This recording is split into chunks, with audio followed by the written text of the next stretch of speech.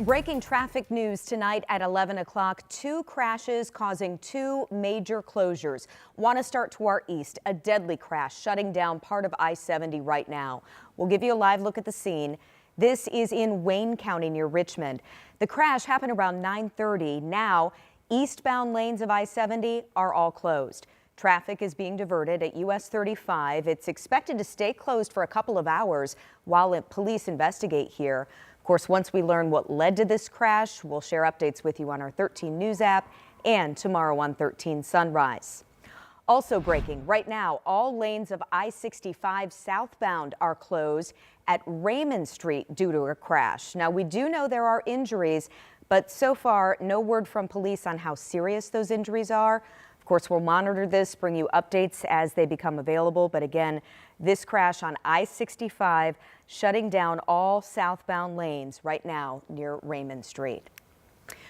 A man is facing several charges tonight in Lawrence after police say he held his girlfriend at gunpoint and then led police on a chase. It all started with a domestic disturbance around 9 a.m. near East 56th Street. That's where officers say a man forced his girlfriend into a car and drove off. After a chase, he crashed near 46th and Emerson. Nobody was hurt, but police say they did find a gun and ammo as evidence. The 22-year-old man is now facing charges including kidnapping, criminal confinement, and resisting police. There is a big push right now for more safety for people walking and biking in Indianapolis. And this afternoon, that goal was coupled with grief for a cyclist hit and killed on the southeast side. Our Anna Chalker takes us to the memorial ride in his honor. Near East Raymond and Shelby Streets, family and friends of Dylan Rogers come together at a place so familiar to him. Dylan rides a bike every day, all day, no matter the weather. And on a chilly Thursday morning, Dylan's family says he was riding his bike home on the same route he takes every day. I can envision Dylan, riding his bike, listening to his heavy metal, but still following the lights or traffic laws. But this ride would be his last. Dylan was hit and killed by a driver in this intersection. And it was just a tragic accident. My heart actually goes out to the man that struck him because he stayed here and it was just an accident. For the last week, this memorial has grown here for Dylan. The latest addition, this white bike, better known as a ghost bike, in honor of Dylan's last ride. Dylan told me that when you see those white bikes, it means someone was killed here or someone had an accident there. I never imagined that he would have to have one. The bike dedicated by local group Bike Indianapolis. But they did not want this to be the only way to remember Dylan, so several bikers came together Saturday to finish his ride home. Each and every one of these tragedies deeply affects the community, and so we wanted to help facilitate something to memorialize Dylan here. A tragedy these bikers and Dylan's family never want to happen again. Be mindful of lights and traffic signs and bikers and pedestrians, because I've had many people struck by people. It's just that it didn't end this way. In Indianapolis, Anna Chalker, 13 News. And just hours before that vigil, another person was hit and killed in Indianapolis, this time a pedestrian on the northeast side. Metro Police found a man hit by a car at 65th and Shadeland around 5 a.m. He died at the scene. IMPD says the driver did stay and cooperated with detectives. He was taken to the hospital for a blood draw. That is standard policy, but police do tell us the driver didn't show any signs of impairment. All right, it is 11:03 and we want to get you updated on the forecast. And my goodness, Sunday not looking bad, no, Matt. Not at all. Today it's been a while since we could say that, right? I know. It seems like a lot of weekends have been busy around here recently. I know. This is a nice weekend. The weather's fine and we're going to get warmer. We've got 40s on the way tomorrow. Okay, let's enjoy it. All good news and some good news to top that off. This is the first weekend that we're getting at least 11 hours of daylight for the first time for this year. Last time was October 2024, but we are headed in that direction where we get eventually, starting next month in March, later in the month, more daylight than we have of nighttime. So we're starting to change things. We're adding, about 2.5 minutes of day per day out there. But this is a live look in Indianapolis. It's a nice, quiet evening. You'll notice a little bit of a breeze, and sometimes just because the wind is moving, it feels chilly, but that wind is out of the southwest. So tonight we'll settle somewhere in the teens and 20s.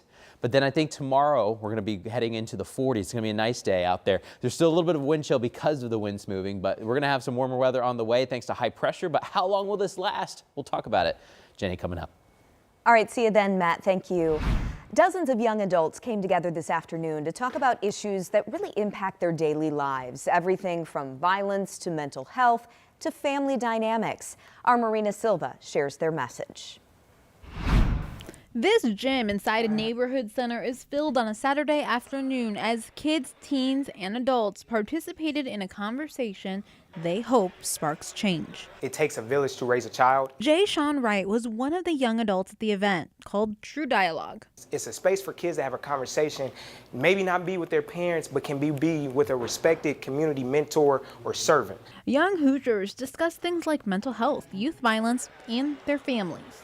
If we're just having these conversations at our home and it's not getting to an uncle, a cousin, a family member, a friend, then we can't guarantee that a kid we care about down the street will be taken care of because we don't know what's going on in their life. Brandon Randall is the founder of True Colors Consulting. He helped put on this forum, giving younger generations a voice. A lot of times we don't hear from young people, and sometimes their silence or their lived experiences are minimized or erased. Wright says these conversations, no matter how emotional, should happen. As a black male, we aren't taught to cry. We are told you shouldn't cry.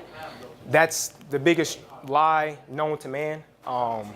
We first need to cry and have an emotional intelligence behind our emotions, which would ultimately cause us not to make self-centered decisions and decisions that will ultimately risk our lives or risk the lives of others. All with the hope of sparking change in their own community. In Indianapolis, Marina Silva, 13 News.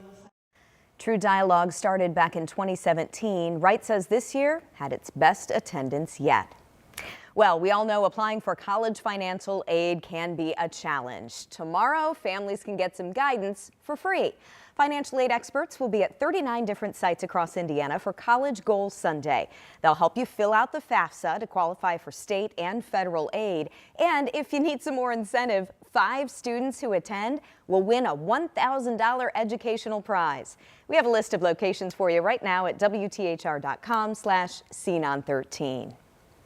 Well, now to a night where art meets action. United Way's Elevate event tonight turned Newfields into a celebration of philanthropy.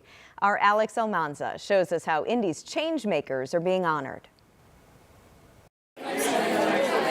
The red carpet is rolled out. These people love their workplaces. They lead other people to the charge. For the people, this is all really vital to our community. Who don't do this for the recognition. The best part of this for me has been the opportunity to get to meet 24 other change makers who are making an impact on a daily basis. Yet on Saturday, this night is all about celebrating them. The 24 community leaders nominated for their efforts in volunteering, raising funds, and advocating for community betterment. So these are folks who might volunteer for their neighborhood association, or they're going above and beyond to raise extra money for scholarships, maybe for a young children's program, or they're just doing things that they know would make a better Central Indiana. United Way's 7th annual Elevate event aiming not only to award local leaders, but also inspire change in times of need. If you're doing the right thing, fight! Keep fighting, because this is good trouble.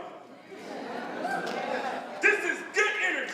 For award nominee Peter Hanscom, winning awards is just a reminder of the work still left to do. And if you win tonight, any particular message that you have for our viewers? Or? I told my son that I would potentially bring home something to show him. Congratulations to emerging leader of the year.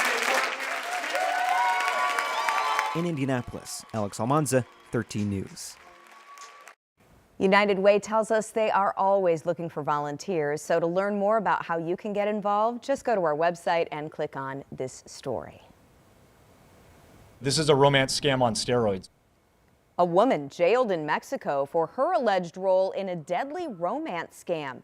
We'll tell you how police say she met her victims and then took their lives. Plus, Israel delays the release of more than 600 Palestinian prisoners, while the prime minister says he's not ready to set them free. Next.